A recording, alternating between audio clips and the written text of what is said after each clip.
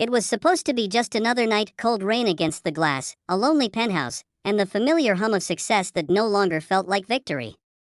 Eleanor Reeves, the youngest CEO of a billion-dollar tech company, stood before her reflection, trying to find something human behind the perfect armor she wore every day.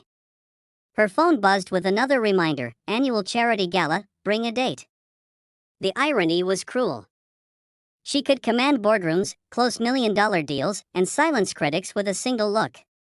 But when it came to her own life, to love, or even companionship, she had no one. Before we dive into this story of second chances, quiet courage, and the magic of unexpected connections, please like, comment, share, and subscribe if you believe in kindness, love after heartbreak, and the power of new beginnings. The night before the gala, her kitchen sink burst, a ridiculous, mundane inconvenience for a woman who lived her life in control. Frustrated and exhausted, Eleanor had called the first repair service she found online. An hour later, a man appeared at her door. He was soaked from the rain, a few strands of dark hair falling across his forehead, carrying a worn-out toolbox that had clearly seen better days. His name was Jack Carter. He introduced himself softly, his voice low but warm, the kind that felt like safety before you even realized you needed it. Eleanor barely looked at him.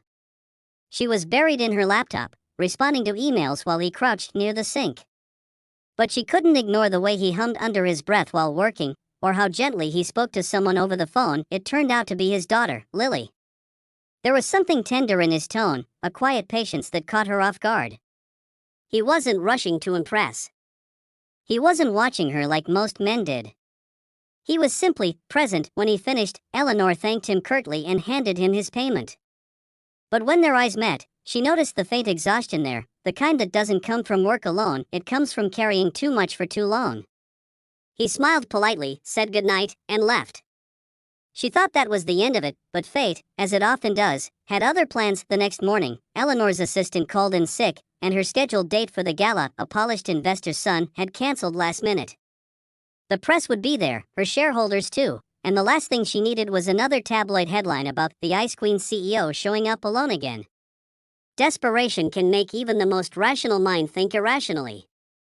And so, on a reckless impulse, she called the only person she could think of who wasn't from her world, who wouldn't ask for anything in return, the single dad who had fixed her sink. Jack was stunned. He'd never been to a gala in his life, didn't even own a proper suit. But there was something in Eleanor's voice, a mixture of pride and vulnerability, that made it impossible to say no. He agreed, mostly because his daughter had told him the night before that he needed to do something fun for once. That evening, when he showed up outside her penthouse wearing a borrowed suit, Eleanor froze. He didn't look like the man who had crouched under her sink last night. He looked remarkable. Nervous, yes, but genuine. His tie was slightly crooked, and his shoes weren't polished to perfection, yet there was something about him that felt more real than anyone she had met in years. At the gala, heads turned. Cameras flashed.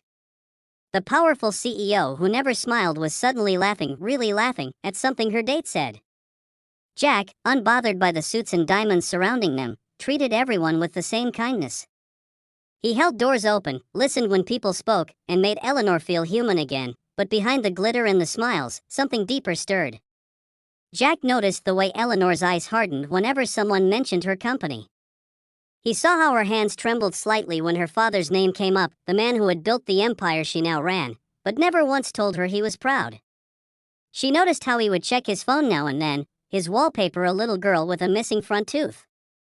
When she asked, he spoke about Lily, the light of his life, his reason to keep going after his wife passed away 3 years ago. Their worlds couldn't have been more different, yet for one night, they fit perfectly. Two people pretending for others but finding truth in each other. When the night ended, Eleanor didn't want to say goodbye. She invited him upstairs for coffee, under the excuse of returning his borrowed cufflinks. They talked until dawn about grief, dreams, the weight of expectations, and what it felt like to be seen. Jack admitted he'd lost himself after his wife's death, pouring everything into being both mother and father. Eleanor confessed that success had become her prison. She was surrounded by people, yet she'd never felt lonelier. As morning light touched the city skyline, silence hung between them, heavy but comforting. For the first time in years, Eleanor didn't feel like a CEO. She felt like a woman, simply trying to find her place in the world. Over the next few weeks, something unspoken began to grow. Jack would stop by sometimes to fix something small she didn't really need fixed. Eleanor would pretend not to notice the way her heart softened around him. He brought laughter into her sterile home, and she brought warmth back into his tired life.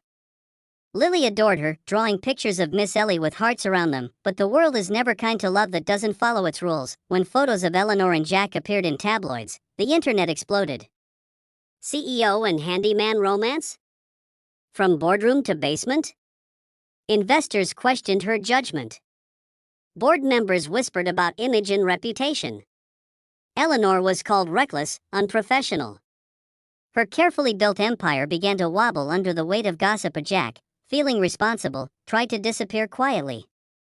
He sent her a message: you deserve someone who fits into your world. Someone who won't make people question you. It broke her heart in ways she couldn't explain. For days, she couldn't focus. The woman who had built everything from scratch suddenly felt empty again, but then, something inside her snapped. She showed up at his little apartment on the outskirts of the city. The door was slightly open, and she heard Lily's laughter from inside. Jack stood frozen when he saw her. Eleanor, usually so composed, looked on the verge of tears. She told him she was tired of pretending, tired of living for other people's opinions. She said she didn't care if the world saw her as foolish, because for the first time, she'd found something real. Jack didn't know what to say. So he didn't. He simply stepped closer and took her trembling hand in his. From then on, they decided to face the world together. The journey wasn't easy. Some investors pulled out. Her PR team panicked. But gradually, something beautiful happened. People saw her differently. Not as the untouchable CEO, but as someone human. Someone brave enough to love without apology. And Jack, through her belief in him, found his confidence again. He opened his own small business, a repair company that grew through word of mouth, built on honesty and compassion. Months later, at another charity gala, Eleanor walked in once again with Jack by her side. Cameras flashed again, but this time, she smiled without fear. And when reporters asked if he was still her fake date, she laughed softly and said, "No. He's the man who fixed more than my sink, he fixed my heart." The crowd went silent, and for a brief moment, even the cold glitter of high society felt warm. Sometimes, love doesn't arrive in the grand gestures or perfect plans. It finds you in the most ordinary moments, in a broken sink, a kind smile, a borrowed suit. It teaches you that strength isn't about never falling apart, it's about letting someone see you when you do, and trusting that they'll stay.